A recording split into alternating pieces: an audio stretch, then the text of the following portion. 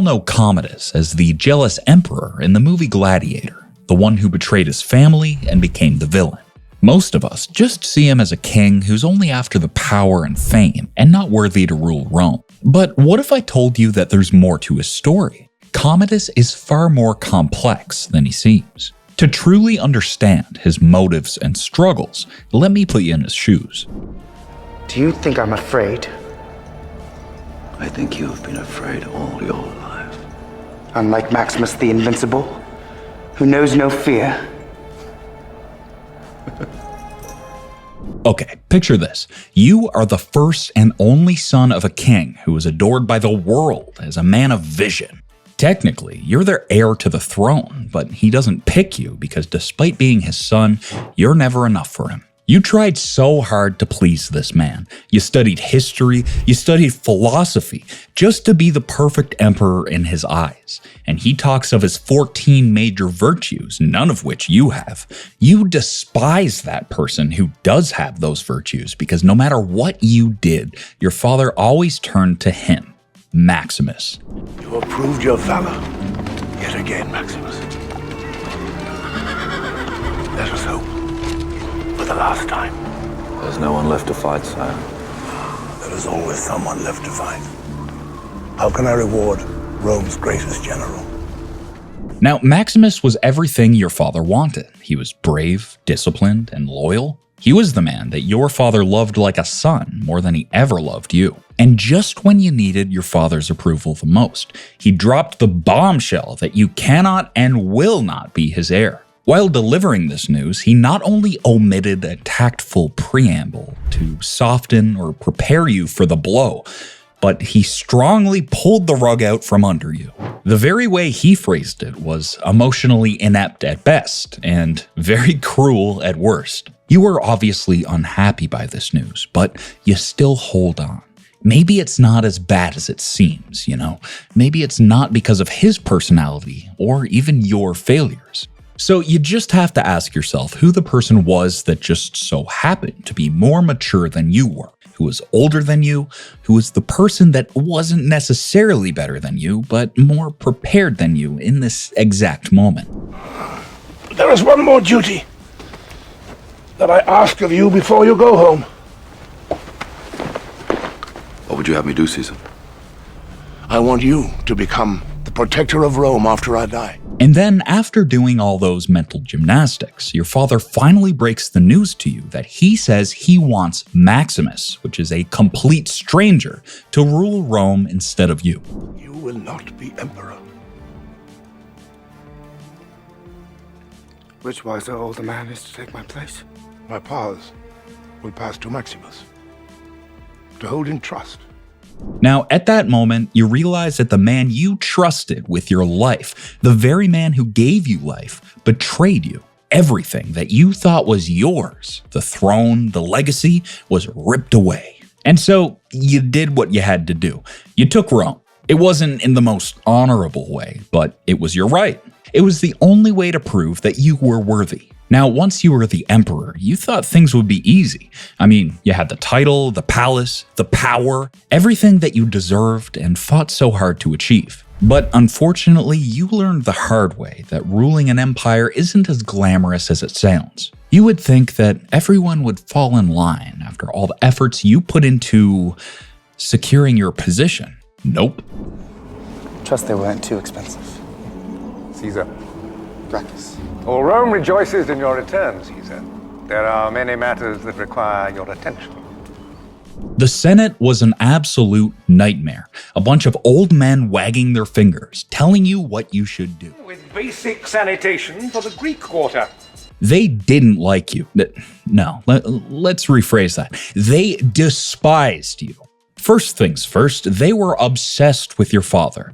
Yes, you get it. He was the philosopher king, a wise, noble guy. But do they know how boring it is to sit through endless stories about how perfect your father was? They practically worshipped this guy. And the problem was, you weren't even him. Your father liked debates, long meetings, and worst of all, compromise. Ugh. He thought power was a responsibility. You, on the other hand, believe power is something you use. It's not your fault they couldn't handle a leader who preferred action over endless Senate bickering. The Senate loved their little traditions, their formalities, their endless rules. To them, Rome was like an old vase. You don't touch it, you just dust it off and keep it exactly the way it is. You, on the other hand, had a different vision. You wanted Rome to be alive, thriving, and exciting. So you threw some extravagant games that didn't sit well with them. But let's be honest, the Senate probably hated you because they feared you. They were so accustomed to being the power behind the throne, whispering in your father's ears, pulling the strings behind the scenes. But with you, no one pulls your strings. You made it clear that you were the one in charge. And then there was Maximus. Now, I know you never wanted it to come to this with him. You truly did not. In fact, when you first approached him, you thought he'd be smart enough to see the opportunity that you were giving him. You offered him loyalty, power, and a place by your side. Imagine it, Commodus the emperor and Maximus the trusted right hand. Together you could have ruled Rome and written history, but no! Maximus, with his ever-so-righteous attitude, turned you down flat. When he refused you, you had no choice. You couldn't let him walk free. A man like Maximus is dangerous when he's not on your side. So you did what any powerful ruler would do. You ordered his arrest. Wow, that sure is a shame, but I did what I had to do. But wait, you underestimated him. Of course you did. Praetorian!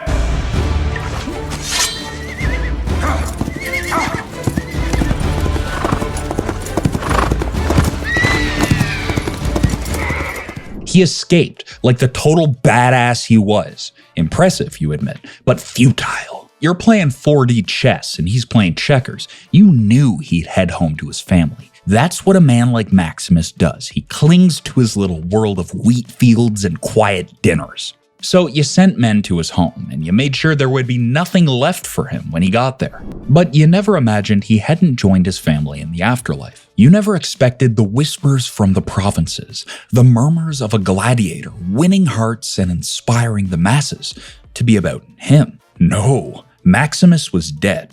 He was supposed to be dead. Now, the first time you saw him again, standing in the Colosseum as a gladiator after massacring his opponents, you'll admit your heart skipped a beat. It was him.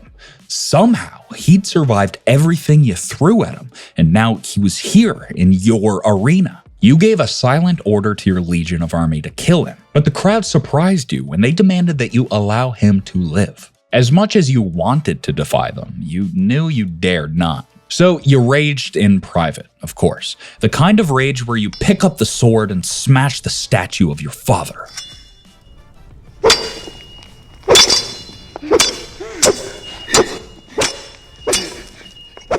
That betrayal from your guards hits you pretty deep.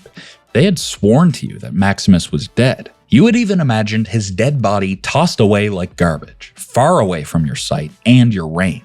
But alas, there he was. You can't swallow that, and so the guards who had betrayed you met their end swiftly. But even after their blood was spilled, you weren't quite satisfied. You needed to remind Rome and Maximus of who truly held the power. And what a better way to make a statement than pitting Maximus against the undefeated champion of the Colosseum, Tigress of Gaul? Well, of course, if anyone could crush Maximus and break the spell he had over the people, it was Tigress. But you weren't content with leaving it to chance, so you arranged for a little added excitement. The tigers. Yes, not one, but 3 big tigers. The tigers were the perfect insurance. If Tigress didn't finish Maximus, the tigers surely would. But in the end, you ended up getting infuriated. Maximus disarmed the undefeated champion together with the tigers, rendering him defenseless. You still got another option up your sleeve, though. When the crowd began urging Maximus to kill him,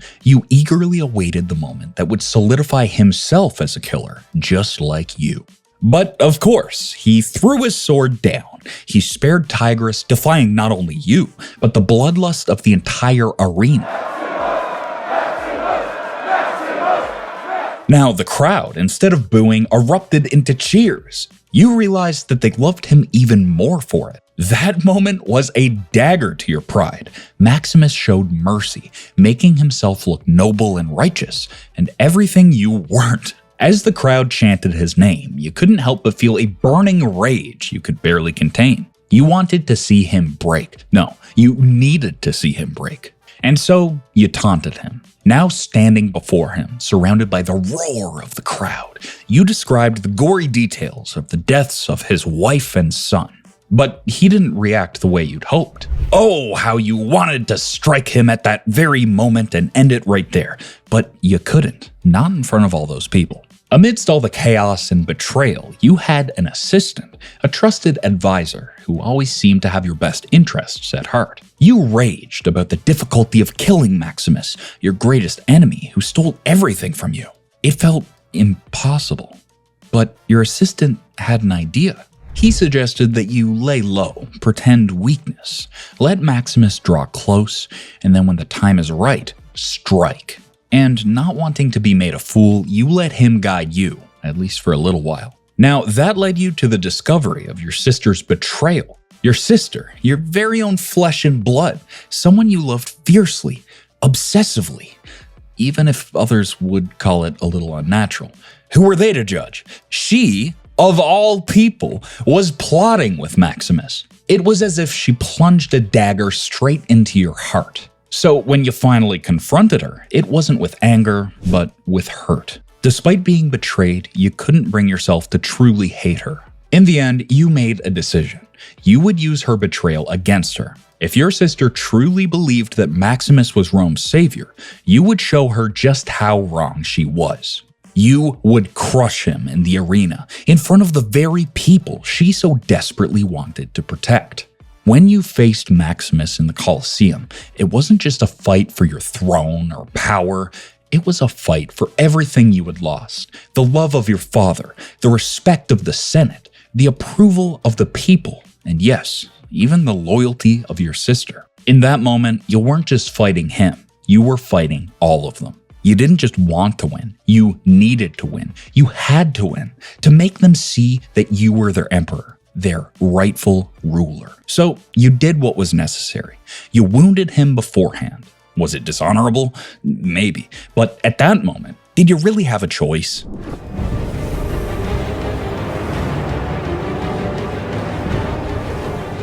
But even then, despite everything, despite all the preparation, all the rage, all the scheming, you lost. Maximus bested you. And in the crowd's roaring approval, in the silent condemnation from your sister, you understood the bitter truth. You weren't the hero. You weren't the emperor.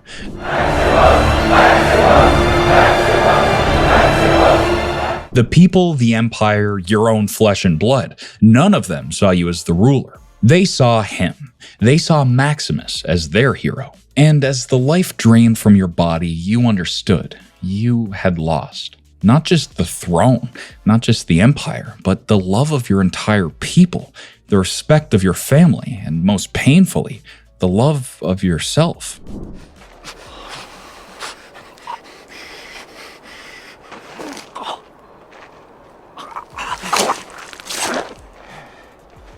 In the end, Commodus' story is a sad one. He wanted love and approval, but his desperate need for them ended up destroying him. His downfall wasn't just because Maximus was stronger, it was also because of his own fears, betrayals, and the burden of living in his father's shadow. So, how do you see Commodus? Are any of his actions really justifiable, or is he just a straight-up villain? Please, let us know in the comment section down below. And don't forget to like, subscribe, and join us next time as we dive into different perspectives on your favorite movies.